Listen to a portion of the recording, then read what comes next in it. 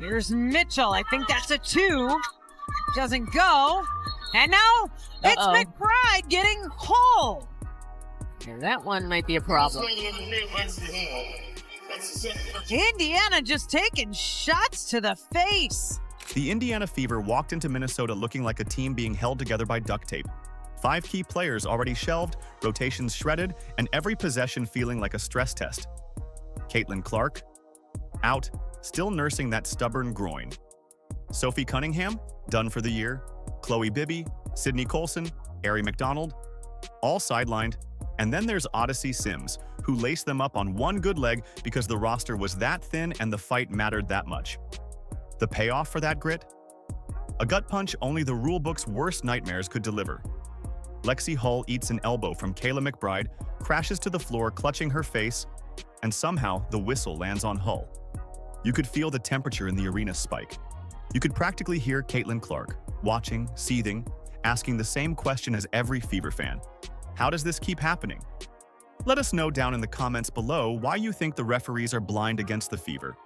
Let's go. And Hull is checking her jaw. Let's see that one again. Kayla McBride goes up, grabs the board, and she wants to get free because Hull has her kind of wrapped, and boy, that's a hard swing. They're going to review it. Start with the context because it matters. Indiana didn't just show up short-handed. They arrived hollowed out. Clark has been out more than a month. Sophie's season flipped by injury. Bibby's knee barking. Colson done with the ACL. McDonald shut down with the foot. That's a starting lineup worth of absences before the ball even tips. Odyssey Sims signed on a hardship deal. The backup to the backup to the backup point guard. Went from triage table to live bullets because there wasn't another option. That's not a scheduling quirk. That's survival basketball. And the cost of survival is heavy. Every drive demands extra effort. Every rotation is a half beat late because the lineups never played together, and every mistake gets magnified beneath a playoff race microscope. The Indiana Fever's injury bug is getting into spooky territory. It seems like there's a new player every single day that's getting injured. Right now they have Caitlin Clark out, not sure if she will be returning this season. Sid Colson out with a season-ending ACL tear. Ari McDonald out with a season-ending fracture in her foot. Sophie Cunningham out with a season-ending MCL tear. And then just today, before the game, they announced that Chloe Bibby would be out with a knee injury, and basically they just said it's soreness and they're just playing it safe. Injuries don't just strip talent, they pull the thread on structure. The Fever's guard and wing depth vanished overnight, which meant Lexi Hull and Kelsey Mitchell had to transform from scorers and stoppers into Iron Woman engines. 2 nights earlier, also against Minnesota, Hull logged a career-high 37 minutes and poured in 23 points. Not as a luxury burst, but because there was no safety net, no catch-your-breath substitution coming at the horn. She delivered because the team needed it. Now she was back in the furnace, again. That's the reality of this stretch. Indiana isn't just playing basketball games.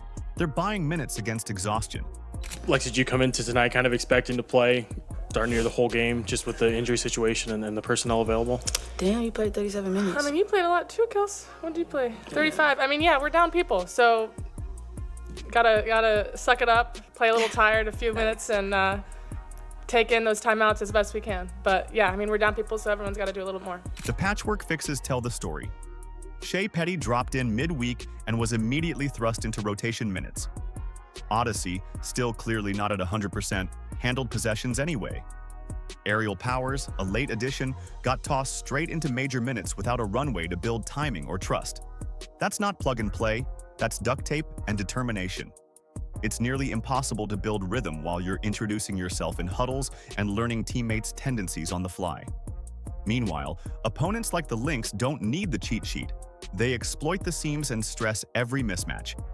We've had 3 players in the last I don't know how many days, and 2 of those players are point guards, so not really. But you know, at the same time, our ability to make plays out of what we have. right? I think a lot of our spacing allows players to do what they do best, creates opportunities for them to be successful, and then it's just making the right reads and finding the right pass, on time, on target. And some of that is with experience with your teammates, and some of that is instinct. And so we are trying to do as much as we can to put players in position to use those instincts. Credit where it's due. Kelsey Mitchell refused to blink. She fought through traps, hunted space, and stacked 26 points with the kind of shot-making that screams, "I'll carry us if I have to." But the math of a short-handed team is cruel. When the lineup around you is stitched together by necessity, even superstar stretches meet a ceiling. Head coach Stephanie White called the night physical. That's charitable. This was a trench war played with a skeleton crew, and Indiana still threw punches. At this rate, the Fever are going to end the season with a completely different team than what they started the season with. And even the players that they're bringing in on hardship or that they're signing midway through the season, they're now going down with injuries. The season from hell would be an understatement on this team right now. Which is why the officiating meltdown was gasoline on an open flame. Here's the moment. Hull is locked in, guarding with her usual controlled aggression. McBride swings through, and the elbow catches Lexi flush across the face. Contact to the head, defender goes down, crowd winces. Textbook footage for a stop, a review, and accountability. Instead, the officials pin the foul on Hull. The player who absorbed the elbow became the player punished for it. You could see the shock on the Fever bench. You could see Lexi's anger flash into laser focus. Jaw set, eyes narrowed. That cold look that says, enough. We're going to look at it. So foul there on Indiana, on Hull there, but then that is a technical. That is a technical. Dead ball, contact technical. It's a little surprising to see so many of these happen in one game because... Oh, and I don't like the way Lexi Hull... A review followed, then got it half right. The refs nudged the call but stopped short of real accountability for McBride. It was a quiet admission that something wrong happened without the courage to name the culprit. Hull had visible facial contact. She went down. She needed a minute. Indiana still ate the punishment. Somehow the math of pain and penalty didn't add up. Don't call that a gray area. Call it what it was. A turning point that tilted the floor.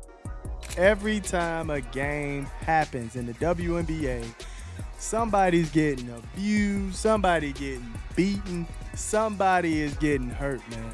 Somebody is getting hurt every game in the WNBA, and they just fail to realize this, fail to have any protocols on stopping the nonsense, man. My goodness. Fans lit up social media because they've seen this movie too many times. One-off mistakes become pattern recognition when the result always echoes in the same direction. When a Fever player is the one who hits the hardwood, shoves, shoulder checks, forearm clears, Indiana somehow winds up on the wrong end of the whistle. It's a vibe the league should want no part of, that it's open season to get physical with this team and the whistle will wink. With half the roster already in street clothes, swallowing those whistles doesn't just decide possessions, it invites more damage.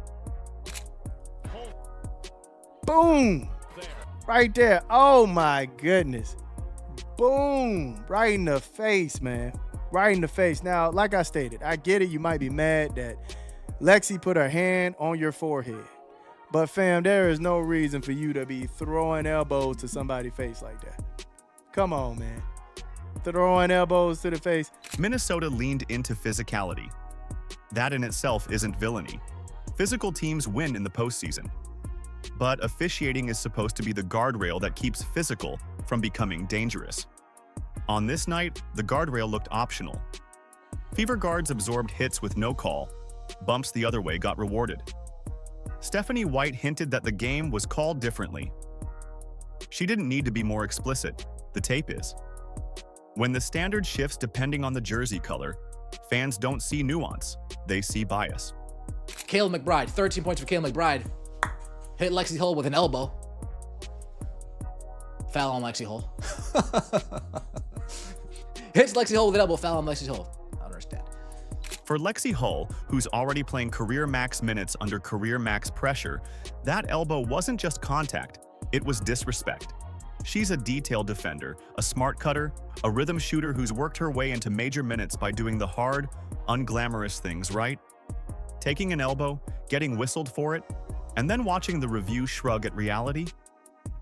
That's the kind of moment that hardens resolve. From the sideline, she looked furious. Take abuse, get told to play through it, and watch the officiating manage the game while you manage bruises. If you're Indiana, you're done being polite about it.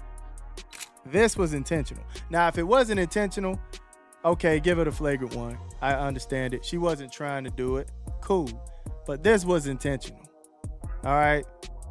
She had malice on the heart with this one. Bad intentions. Okay? She was trying to wreck some stuff up there doing this one. Hey, let's just keep it a grand, man. Let's just keep it a grand. Kayla McBride was trying to knock Lexi right on her booty cheeks, but she succeeded at, fam. Knocked her clean out. Look at this. And Hull is not holding back. During an interview after the game, she called for better officiating and league accountability. "We put our bodies on the line, night in and night out," Hull said. "The best the league can do is to make sure all the players are protected, especially when the referees seem to be turning a blind eye on obvious plays. That's why the frustration is boiling over. The Fever aren't asking for charity. They're asking for consistency. Call the elbow the same way no matter who wears it. Protect the space on drives the same way no matter who's holding the ball. Don't punish effort on one side and reward contact on the other. If the league wants the best basketball, it has to protect players, especially teams running on fumes from injuries, so the product doesn't become a demolition derby." Knocked her clean out, man. Oh my goodness. I mean, folded. Look at how her legs are folded right here. Come on, man. Knocking her clean out right here. That was bad intentions, dog. That was bad intentions.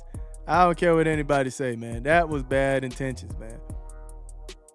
And the refs have to do something about it. You have to make sure that players don't feel comfortable getting out of pocket and doing things like this. You'd expect a team missing half its roster to wave the white flag early, but that's not what the Indiana Fever did. Instead of folding, they pushed back with grit and defiance.